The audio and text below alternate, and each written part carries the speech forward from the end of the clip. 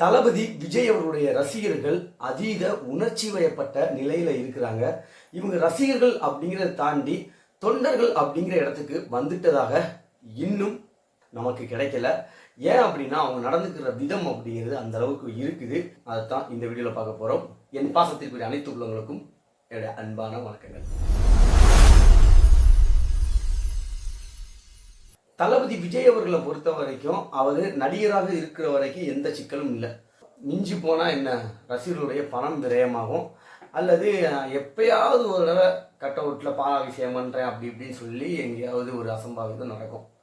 ஆனால் அரசியலுக்கு வந்ததுக்கு அப்புறமாக நம்ம தலைவர் அரசியலுக்கு வந்திருக்காரு, அதுவும் நம்மளை நம்பி வந்திருக்கிறாரு அப்படிங்கிற ஒரு விஷயம் இருக்கு இல்லையா. இது ஒரு மிகப்பெரிய ஒரு உணர்ச்சி வயப்பட்ட நிலைக்கு ரசிகர்களை தள்ளி இருக்குது அப்படின்னு சொல்லலாம். ஸோ ரசிகர்களை தொண்டர்களாக நேரடியாக மாற்றும் பொழுது அவங்கள படிப்படியாக அரசியல் கற்றுக் கொடுத்து அந்த அரசியலுக்குள்ளே கூட்டு வராமல் நேரடியாக அரசியல் தொண்டர்களாக மாற்றும் பொழுது இது மாதிரியான சிக்கல்கள் வருவது இயல்பு தான். இது விஜய் அவர்களுக்கு மட்டும் இல்லை, எந்த ஒரு பீக்கில் இருக்கிற நடிகர் அரசியலுக்கு வந்தாலும் இது இயல்பாக இருக்கக்கூடிய ஒரு விஷயம்தான். பட் இதை அப்படியே கண்டினியூ பண்ணோம்னா என்ன ஆகும் அப்படின்னா, நிச்சயமாக தேர்தல் முடிவுகள் வெளியாகும் பொழுது நிறைய ஒரு விபரீதங்களை ஏற்படுத்துறதுக்கான வாய்ப்புகள் இருக்குது. அது சிறிய விபரீதமாக இருந்தாலும் சரி, பெரிய விபரீதமாக இருந்தாலும் சரி, பாதிப்பு ரசிகர்களுக்கும் ரசிகர்களுடைய குடும்பங்களுக்கும் தான்.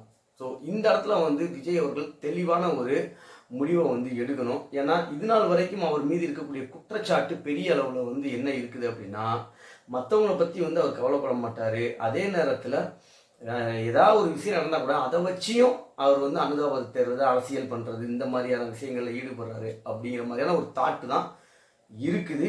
பெரும்பாலான குற்றச்சாட்டு அது மாதிரி இருக்குது. இதில் இருந்து வெளிவருவதற்கும் உண்மையிலேயே தன்னுடைய தொண்டர்களை காப்பதற்கும் அவர் செய்ய வேண்டிய முக்கியமான ஒரு விஷயம் என்னன்னாக்க, இந்த வெற்றி தோல்வி அப்படிங்கிறது நம்ம எல்லாருக்குமே சகஜம் அப்படிங்கிறத அவரே வெளிப்படையாக சொல்ல வேண்டும். ஏன் அப்படின்னா, தொண்டர்களை தயார்படுத்தணும். வெற்றி தான் அப்படிங்கிற 100% நம்பிக்கையில் இருக்கிறது உங்களுடைய தனிப்பட்ட உரிமை, தனிப்பட்ட விருப்பம், அது எதிர்பார்ப்பு, உங்களுடைய எதிர்பார்ப்பு. பட் அந்த எதிர்பார்ப்பை இனிமேல் ரசிகர்களுக்குள்ள வைக்க வேண்டிய அவசியம் கிடையாது. ஏன்னா எலெக்ஷன் முடிஞ்சு போச்சு, ஓட்டு போட்டாங்க எல்லாரும். இனிமேல் முடிவு மட்டும்தான் வெளியாகும். இந்த இடத்துல ரசிகர்களை பக்குவப்படுத்துவது தான் மிக முக்கியமான ஒரு தேவையாக நான் பார்க்குறேன். அதே மாதிரி ரசிகர்கள் ரொம்ப தெளிவாக ஒரு விஷயத்தை புரிஞ்சுக்கிடணும். இது படம், அவருடைய படம் ஒரு படம் வெற்றியாகும் பொழுது, தோல்வியாகும் பொழுது என்ன மாதிரி அவர் மீண்டு வராரோ அதே மாதிரி தான் தேர்தலுமே.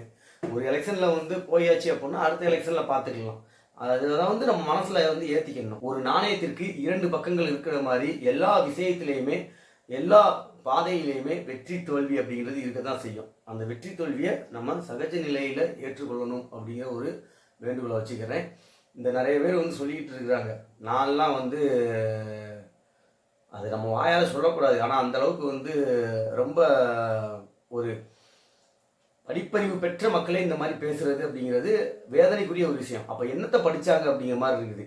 உண்மையிலேயே தளபதி விஜய் அவர்கள் எலெக்ஷன் ரிப்போர்ட்டில் ஏதாவது வேற மாதிரி வருது அப்படின்னா, ரசிகர்கள் அதற்காக ஏதாவது நீங்கள் எதிர்வினை ஆற்றினாலோ அல்லது உங்களை நீங்களே தண்டித்து கொண்டாலோ, அன்பை வெளிப்படுத்துவதாக நினைத்து, விஜய் அவர்கள் மீது இருக்கக்கூடிய அன்பை வெளிப்படுத்துவதாக நினைத்து, பாரு அவர் தோத்துட்டு நான் இதெல்லாம் செய்வேன் அப்படிங்கிறத வெளிப்படுத்தி அதன் மூலமாக நீங்கள் ஒரு திருப்தி அடைந்து கொள்வது அல்லது அடுத்தவங்களுக்கு ப்ரூஃப் பண்ணுறதுக்காக நீங்கள் சில விஷயங்களை செஞ்சீங்க அப்படின்னா உண்மையிலேயே பாதிக்கப்படுறது அப்படிங்கிறது நீங்கள் மட்டும்தான். அதில் தளபதி விஜய் அவர்கள் எந்த விதத்திலும் பாதிக்கப்பட மாட்டார். அதனால் நீங்கள் இப்போவும் சொல்வீங்க, அவர் ஏன் பாதிக்கப்படணும், பரவாயில்ல நாங்கள் அவருக்காக பண்ணுவோம் அப்படின்னு நீங்கள் நினச்சிங்கன்னா, நீங்கள் தப்பு பண்ணுறதுனால உங்களுக்கு மட்டும் பாதிப்பு கிடையாது, உங்களை பெருமையாகவும் பேச போகிறதில்ல. அதுக்கு பதிலாக உங்களுடைய செயல்கள் சிறுமைப்படுத்தப்படும்.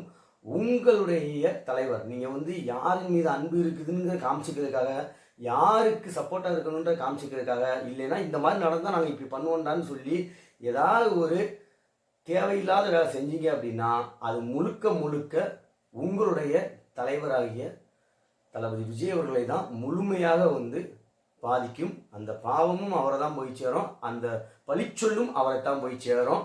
ஏன்னா சரியாக வழிநடத்தப்படாத ஒரு கூட்டத்தை இந்த மாதிரி வந்து உருவாக்கி வச்சிருக்கிறாரு தன் சுய லாபத்துக்காக அப்படிங்கிற ஒரு மிகப்பெரிய குற்றச்சாட்டுக்கு உள்ளாகுவாரு. அது நடக்காம இருக்கணும்னா உங்க கையில தான் இருக்குது. இந்த இடத்துல நீங்க இன்னொரு விஷயத்தை மனசுல வச்சுக்கோங்க. நீங்கள் எந்த ஒரு விஷயத்தை எதிர்மறையாக செய்தாலும் சரி, அது நேரடியாக உங்களை பாதிப்பதை விட உங்கள் குடும்பத்தாரை அதிகமாக பாதிக்கும். அது வந்து பொருளாதார அடிப்படையில் அப்படிங்கிற விதத்தில் நீங்கள் பார்க்க வேண்டாம்.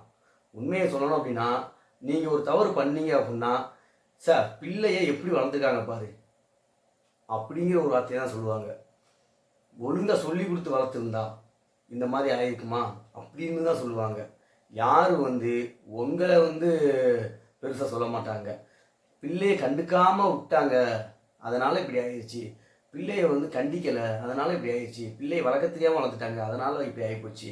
உங்களை சுதந்திரமாக விட்ட ஒரே ஒரு குற்றத்திற்காக, உங்களை சுதந்திரமாக வாழ விட்ட ஒரே ஒரு குற்றத்திற்காக உங்கள் பெற்றோர் ஒரு பெரும் தண்டனையை அனுபவிக்க வேண்டுமா அப்படிங்கிறத மட்டும் நீங்கள் மனசில் வச்சுக்கோங்க. அதே மாதிரி உங்களை சுற்றியுள்ள உங்களை நம்பி இருக்கக்கூடிய உறவுகளும் மிகப்பெரிய ஒரு தண்டனைக்குள்ளாக வேண்டுமா அப்படிங்கிறதையும் யோசிச்சு பாருங்க. ஸோ கண்டிப்பாக நான் சொல்கிறத நீங்கள் யோசிச்சு பார்ப்பீங்கன்னு நினைக்கிறேன். தோல்வி வந்தாலும் சரி, வெற்றி வந்தாலும் சரி, அதை பாசிட்டிவாக எடுத்துக்கணும். தோல்வி வந்தால் அடுத்த வட்டம் ஜெயிப்போம், வெற்றி வந்தால் கொண்டாடணும், அவ்வளோதான். ஸோ இது ஒரு விஷயத்த நான் உங்களுக்கு ஒரு ரெக்வஸ்ட் வச்சுக்கிறேன். இறுதியாக உங்களுக்காக ஒரே ஒரு பஞ்சு சொல்கிறேன். ஒன்று, உங்கள் பெற்றோர்களுக்கு நல்ல பிள்ளைகளாயிருங்க. முடியலைன்னா உங்களுடைய தலைவனுக்கு நல்ல தொண்டராகாவது இருங்க. அதுவும் முடியலைன்னா உங்களுக்கு நீங்கள் உண்மையாக இருங்க. உங்கள் லைஃப்பை முழுசாக சேஃபாக வாழ்ந்துருங்க. இது எதுவுமே இல்லாமல் 2 கட்டாதனமா இல்லை 3 கட்டாதனமா வாழ்ந்து இந்த உலகத்தில் வீணாக பிறந்த ஒரு உயிர் அப்படிங்கிற பேரை மட்டும் சம்பாதிச்சிடாதீங்க தயவு செஞ்சு. அதே மாதிரி தளபதி விஜய் அவர்களுக்கும் மிக முக்கிய ஒரு கோரிக்கை என்ன அப்படின்னா, மெத்தனமாக இருக்க வேண்டாம், அசால்ட்டாக இருக்க வேண்டாம். இது ரொம்ப முக்கியமான ஒரு காலகட்டம். ஸோ ரசிகர்கள் அவர்கள் எந்த ஒரு விஷயம் பண்ணாலும் சரி, அது சிறிய அசம்பாவிதமாக இருந்தாலும் பெரிய அசம்பாவிதமாக இருந்தாலும், நடந்ததுக்கப்புறம் வருத்தம் தெரிவிக்கிறதோ, நடந்ததுக்கப்புறம் அவங்க வீட்டுக்கு போய் பார்க்குறதோ, அதுக்கப்புறமா அவங்கள கூப்பிட்டு துக்கம் விசாரிக்கிறதோ பெரிய விஷயமே கிடையாது. வருவதற்கு முன்பாக ரசிகர்களை தயார்படுத்தி அவங்கள மனதளவில் வந்து தயார்படுத்தி ஒரு வலிமையானவர்களாக வைத்துக் கொள்வது மட்டும்தான், அவர்களை பக்குவப்பட்டவர்களாக மாற்றிக்கொள்வது மட்டும்தான் இதற்கு ஒரே ஒரு தீர்வாக இருக்கும். அதை தளபதி விஜய் அவர்கள் செய்ய முற்பட வேண்டும். இன்னும் நிறைய நாட்கள் இருக்குது. இந்த நாட்களுக்குள்ளாக இதை செய்து முடிக்க வேண்டும். எலெக்ஷனுக்கு முன்னாடி நிறைய மீட்டிங் போட்டிங்களா, வட்ட செயலாளர், மாவட்ட செயலாளர், நிர்வாகிகள் கூட்டம், அந்த கூட்டம் இந்த கூட்டம்னு போட்டிங்களா, அது மாதிரி இப்போவும் போடுங்க. போட்டு அவங்களுக்கு ஒரு அட்வைஸ் பண்ணுங்கள். இந்த மாதிரி வந்து இருக்கும், நம்ம முழுமையான உழைப்பை கொடுத்துட்டோம், இனி மக்கள் கையில் தான் இருக்குது, நீங்கள் எல்லாரும் எனக்கு ஓட்டு போட்டிருப்பீங்கன்ற நம்பிக்கை எனக்கு இருக்குது. மக்களும் பெரும்பாலும் பண்ணியிருப்பாங்க. ஒருவேளை என்ன மாதிரி ஒரு ரிசல்ட் வந்தாலும் எப்படி ஒரு கோர்ட்டுடைய தீர்ப்பை நம்ம ஏற்றுக்குவோமோ அதை விட இன்னொரு படி மேலாக மக்கள் கொடுக்குற தீர்ப்பை ஏற்றுக்கொள்ள வேண்டும் அப்படின்னு சொல்லி உங்களுடைய ரசிகர்களை இல்லை உங்களுடைய தொண்டர்களை தயார்படுத்துங்கள் அப்படிங்கிற ஒரு தாழ்மையான ரெக்வஸ்ட் இந்த வீடியோ மூலமாக வச்சுக்கிறேன். நெக்ஸ்ட் ஒரு செம்மையான வீடியோ சந்திப்போம். நான் உங்கள் தோழன் ARM முத்து.